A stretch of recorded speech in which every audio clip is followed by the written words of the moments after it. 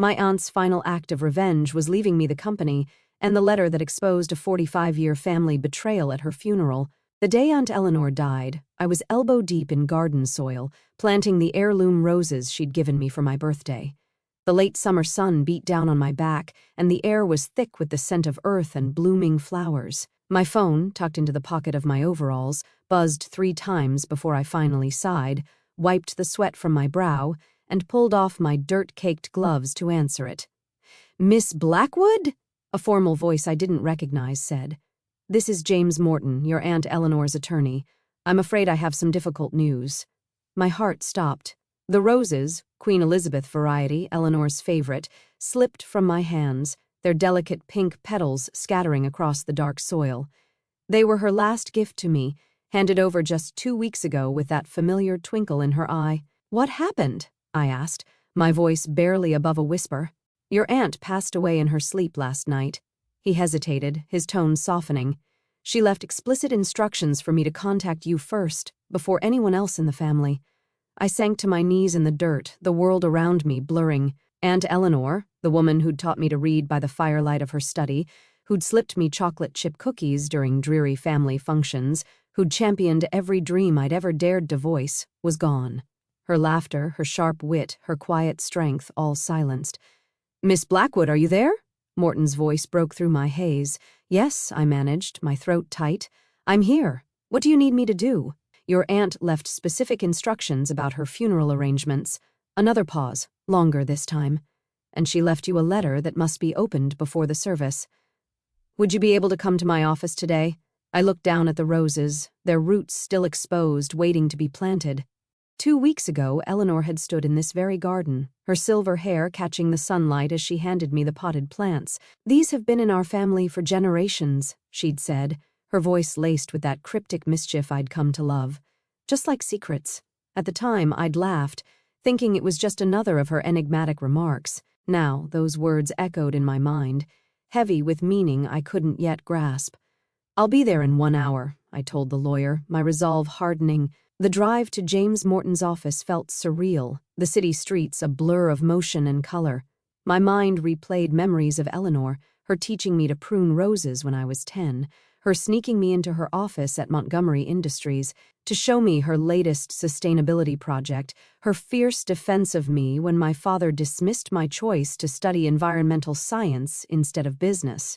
She'd been more than an aunt. She'd been my confidant, my mentor, my anchor in a family that often felt like a battlefield of ambition and resentment. Morton's office was exactly what I'd expected from someone who managed old money estates, a sanctuary of dark wood paneling, leather-bound books, and polished brass accents. The floor-to-ceiling windows offered a panoramic view of the city skyline, a glittering testament to wealth that likely cost more than my yearly salary as a freelance sustainability consultant. Morton, a wiry man in his late 50s with wire-rimmed glasses, stood as I entered, offering a sympathetic smile that didn't quite reach his eyes. "Miss Blackwood, thank you for coming so quickly. Please, have a seat." I sank into one of the plush leather chairs, its softness at odds with the turmoil churning inside me. "Mr. Morton, what's this about? Why did Aunt Eleanor want you to contact me first?"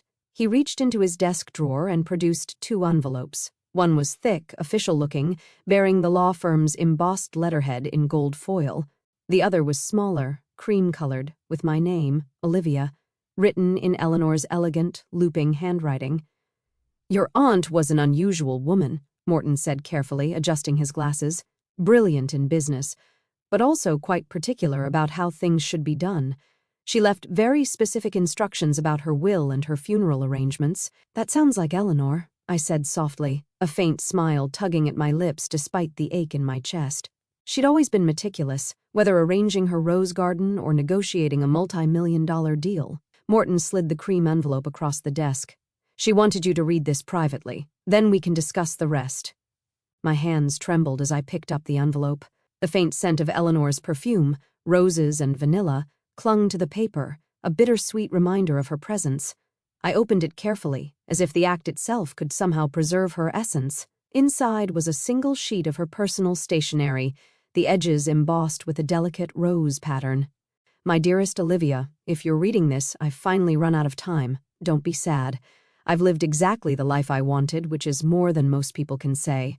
But I need one last favor from you, my darling niece. At my funeral, you'll need to read a letter, one that will change our family forever. You'll find it in the hidden compartment of my jewelry box, the one I showed you how to open when you were 12. Remember the trick with the rose carving? Some might call this revenge, but I prefer to think of it as justice. Long delayed, perhaps, but justice nonetheless. The truth is, I've left everything to you, Montgomery Industries, my personal assets, all of it. But there's one condition. You must read that letter at my funeral, with the entire family present. No exceptions.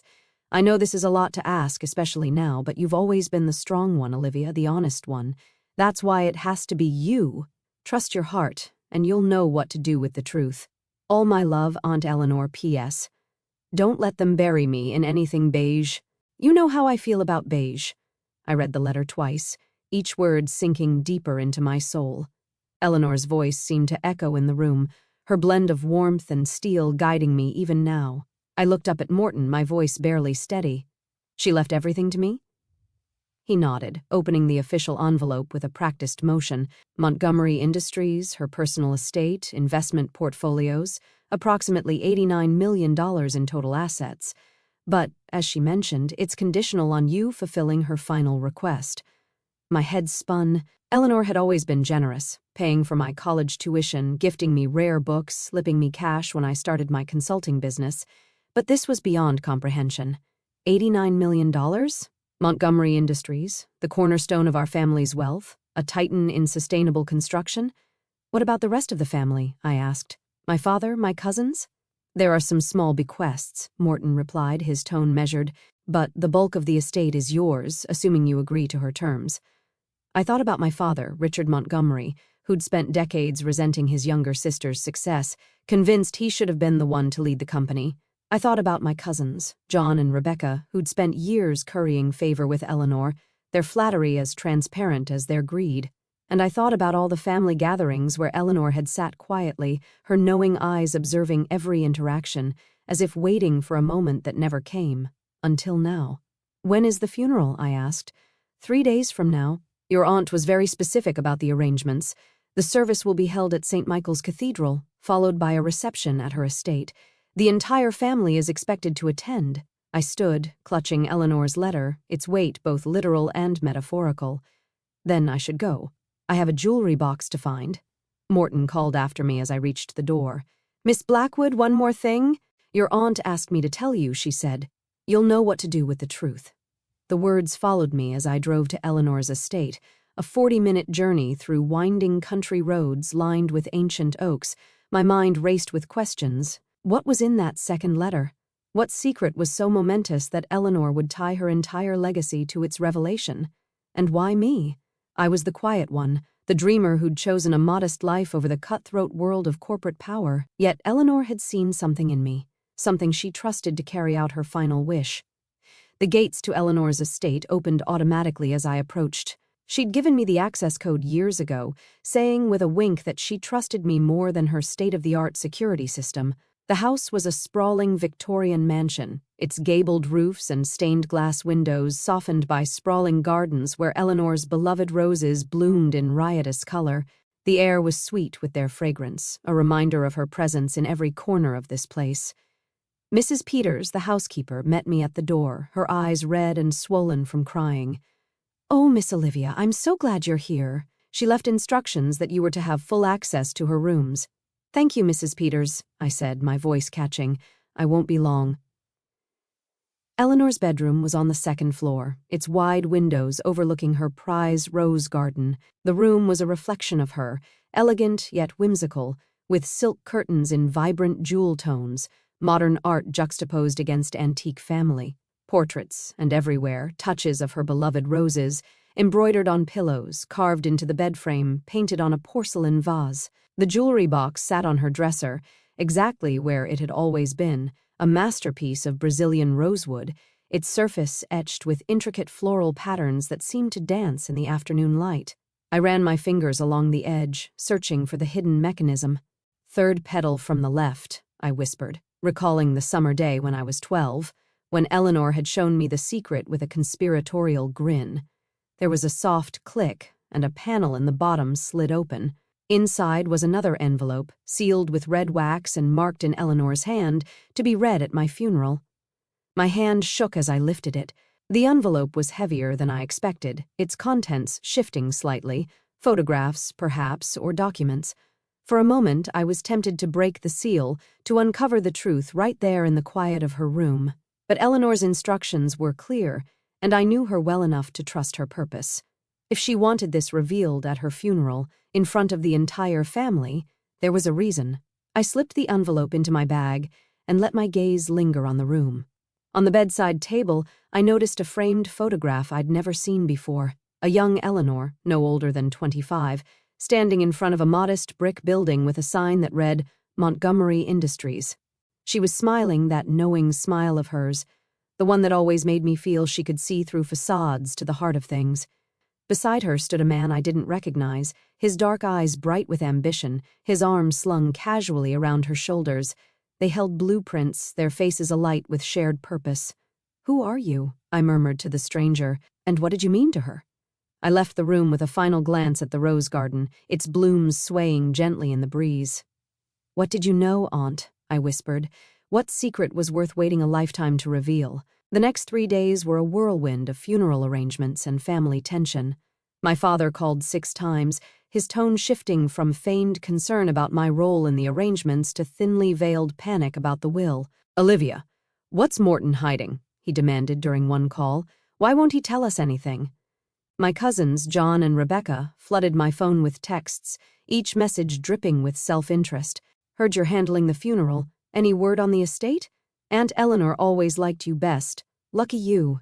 Through it all, I kept Eleanor's sealed envelope close, its presence a constant weight in my bag. At night, I'd take it out and study it, tracing the wax seal, wondering what truths lay inside, what revelations could shake a family already fractured by greed and pride. I spent those days at Eleanor's estate, working with Mrs. Peters to ensure every detail of the funeral met her exacting standards.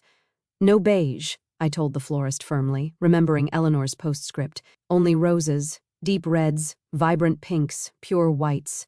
Her favorite colors." The caterer for the reception was instructed to serve her signature dishes, lemon tart with rosemary, beef Wellington, and champagne from a vineyard she'd invested in decades ago. Every choice felt like a tribute, a way to honor the woman who'd shaped so much of who I was. The morning of the funeral dawned bright and clear, the sky a piercing blue that felt almost defiant in its beauty. I dressed carefully in a deep blue suit, Eleanor's favorite color, its tailored lines giving me a confidence I desperately needed. I pinned one of her prized roses to my lapel, its soft petals brushing my skin like a whispered encouragement. The envelope felt heavier than ever in my bag, as if it carried not just paper but the weight of a lifetime's secrets. St. Michael's Cathedral was packed by the time I arrived, its soaring arches and stained glass windows casting kaleidoscopic light across the pews. The Montgomerys were old money, their names synonymous with power and prestige, and Eleanor had been a titan in both business and philanthropy. The congregation was a mix of family, corporate magnates, city officials, and charity leaders whose causes she'd championed. The air hummed with whispered speculation, the weight of Eleanor's legacy palpable. My father intercepted me as I entered, his face etched with anxiety. "Olivia, we need to talk about the will. Morton won't tell us anything, says we have to wait until after the service." "What's going on?" I met his eyes, my voice calm but firm. "We'll all find out together, Dad. That's what Aunt Eleanor wanted." He grabbed my arm as I tried to pass, his grip tighter than necessary. "Olivia, if you know something—" "Let go, Dad," I said quietly, my tone leaving no room for argument. "This is Eleanor's funeral. Show some respect." He released me, his expression a mix of frustration and fear, and I moved past him to take my place near the front. The service was beautiful, a fitting tribute to a woman who'd lived with such purpose. The choir sang her favorite hymns, their voices soaring through the cathedral. The flowers, hundreds of roses in every shade she loved, filled the air with their fragrance. The minister spoke of her generosity, her brilliance, her unwavering commitment to a better world. Through it all, I felt the envelope in my bag, its presence a silent command. Finally, it was time. Morton caught my eye from the front pew and gave a slight nod. My hands trembled as I walked to the podium, Eleanor's envelope clutched tightly. The cathedral fell silent, hundreds of eyes fixed on me. My father sat in the front row, his face a mask of barely controlled dread. Beside him, my cousins John and Rebecca leaned forward, their expressions a mix of anticipation and entitlement, like vultures circling a prize. I took a deep breath, the scent of roses grounding me. In that moment, I could almost feel Eleanor beside me, her quiet strength bolstering my own. Before she died, I began, my voice steady despite the pounding of my heart. My Aunt Eleanor left me a letter with specific instructions. She wanted it read here, today, in front of everyone who knew her. I broke the wax seal slowly, the soft crack echoing in the hushed space. Inside were several sheets of paper and, as I'd suspected, photographs. As I pulled them out, I heard my father make a strangled sound from the front pew. The first photograph showed a young Eleanor standing next to a man I now recognized from the bedside photo, a man with dark eyes and a determined smile. They were holding blueprints, their faces radiant with shared ambition.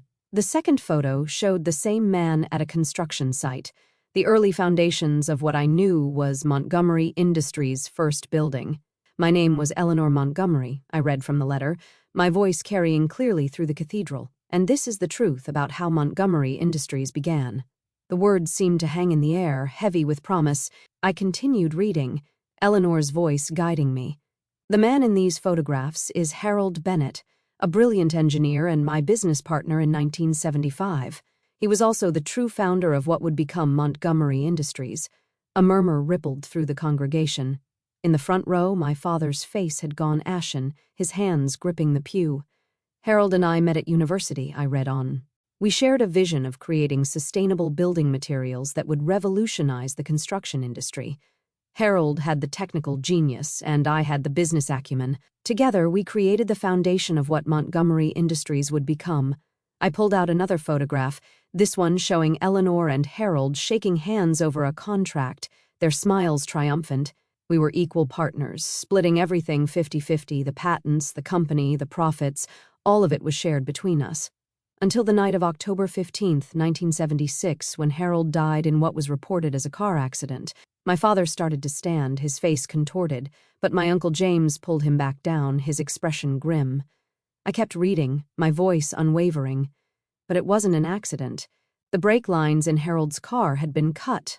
I discovered this too late, after the police had already closed the case. I also discovered something else.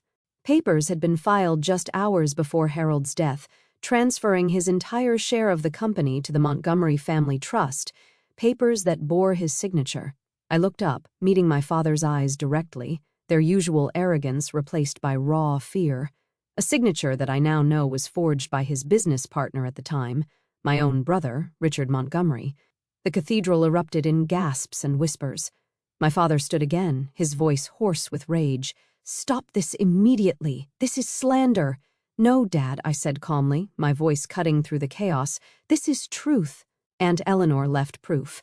I held up a stack of documents from the envelope, the original contract between Eleanor and Harold, forensic analysis of the forged signature, buried police reports, bank transfers tracing the illicit funds. She kept everything. Why? The question came from my cousin John, his voice trembling as he stared at his uncle, my father, with dawning horror. Why reveal this now? I turned back to Eleanor's letter, letting her words answer. I'm revealing this now because I've spent 45 years building this company into something Harold would have been proud of. I've used our success to fund research, to support sustainable development, to create opportunities for brilliant minds like his. But I've also spent 45 years watching my brother profit from his crime, watching him raise his children to believe that privilege and power put them above the law. My father had sunk back into his pew, his shoulders slumped, all the fight drained from him. I continued reading. The truth is, I should have come forward years ago. But by the time I had gathered all the evidence, the company was employing thousands of people. Going public would have destroyed not just Richard, but countless innocent families who depended on Montgomery Industries for their livelihood, so I made a different choice. I decided to wait, to build, to make sure that when the truth finally came out, the company would survive it. I pulled out one final document, a yellowed envelope addressed to Harold Bennett's only surviving relative, his daughter, Sarah. Which brings me to my final confession. Over the years, I've kept track of Harold's daughter. I've anonymously funded her education, her research, her work in sustainable engineering. I've watched her grow into the kind of brilliant, ethical scientist her father was. Sarah Bennett now runs one of the most innovative green technology firms in the country, though she's never known who was backing her.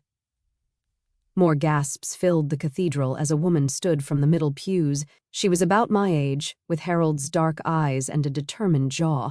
Her face was a mix of shock and recognition, as if pieces of her life were suddenly falling into place.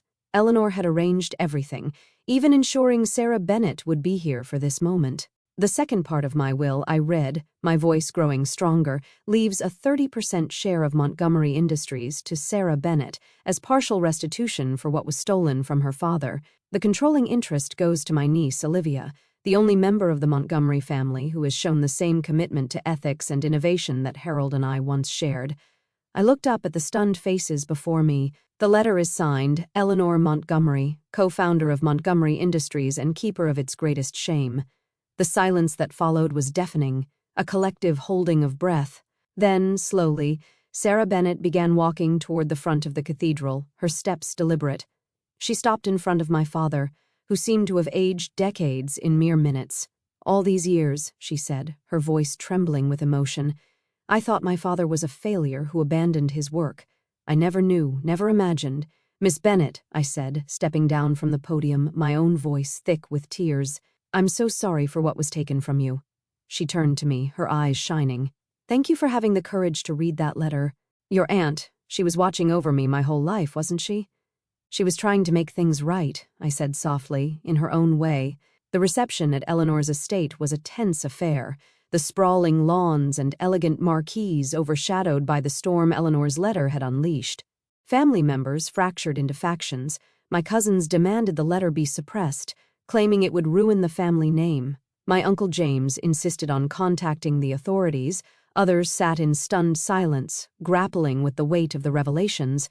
My father disappeared immediately after the service, slipping away without a word. I wouldn't hear from him for weeks, not until he checked himself into a rehabilitation facility, finally confronting the guilt he'd carried for 45 years. Sarah Bennett and I found a quiet corner of the garden, away from the chaos. She held a glass of champagne, her fingers tracing the rim as she spoke. "I always felt like someone was guiding me," she said, her voice soft. "Scholarships that appeared out of nowhere, grants for my research, opportunities that seemed too good to be true. I thought it was luck, or maybe my father's spirit. Now I know it was Eleanor. She loved you," I said, even if she couldn't tell you. "She saw so much of Harold in you." Sarah's eyes met mine, a shared understanding passing between us. "What do we do now?" she asked. "This company, it's built on a lie." "Not anymore," I said. "Eleanor made sure of that. We'll rebuild it, together, the way she and your father intended." In the months that followed, the truth about Montgomery Industries' founding became public knowledge. The press descended, headlines screaming of betrayal and redemption.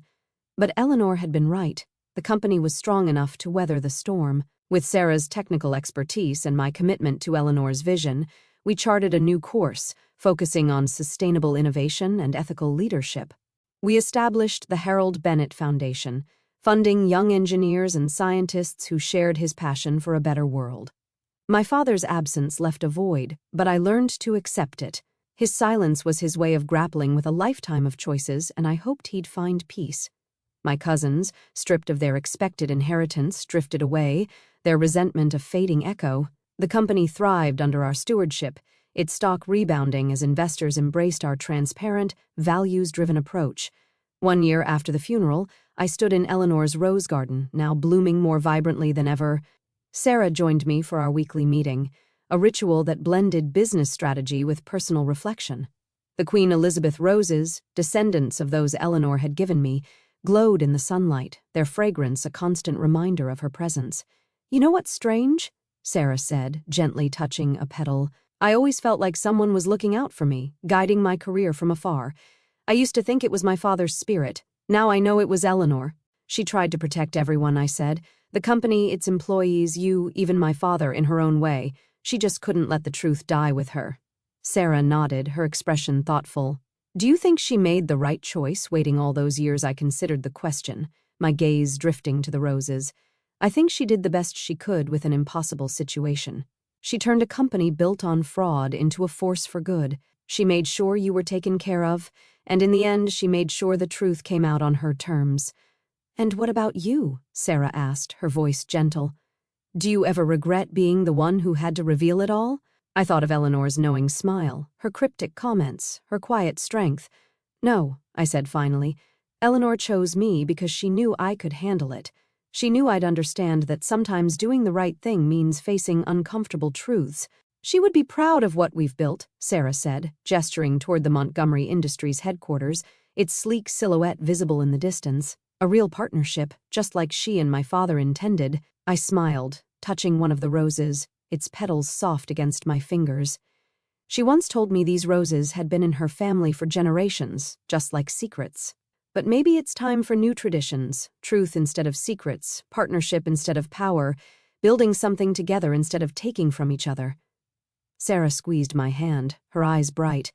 "I think both our fathers would like that." That evening, I sat in Eleanor's study, now my study, reviewing reports on our latest sustainability initiatives. The room still carried her essence, the rosewood desk, the shelves lined with books on business and botany, the faint scent of her perfume lingering in the air. As I organized the papers, I found a small note tucked into her old desk calendar, dated the day she died, written in her elegant hand. "Dearest Olivia, if you're reading this, you've done what I asked. You faced the truth and handled it with grace.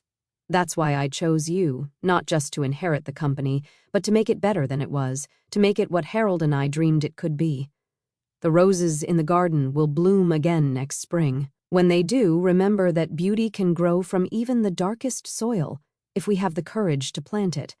You've always been my greatest joy, the daughter I never had. Carry this truth with the same strength you've shown, and know that I'm proud of you. Always. All my love, Eleanor." I placed the note carefully in my drawer, my eyes stinging with tears. Eleanor had left me more than a company. She'd left me a chance to right an old wrong, to build something meaningful, to prove that truth could bloom even in the shadow of betrayal. Tomorrow there would be board meetings, strategic decisions, and the endless responsibilities of running a multi-million-dollar enterprise. But for now, I sat in the quiet of her study, the garden outside bathed in the golden light of dusk, the roses whispering her legacy. Eleanor had carried her secret for 45 years, tending it like her roses, waiting for the right moment to let it bloom. She'd chosen me to carry it forward, not to destroy but to heal, not to punish but to redeem. And as I looked out at the garden, I knew I'd honor her, not just with the company, but with a life lived in truth, courage, and love. Somewhere I knew she was watching, that knowing smile on her face, proud that her final secret had found its way into the light.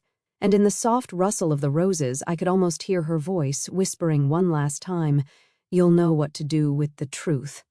My story ends here. Thank you for listening to me.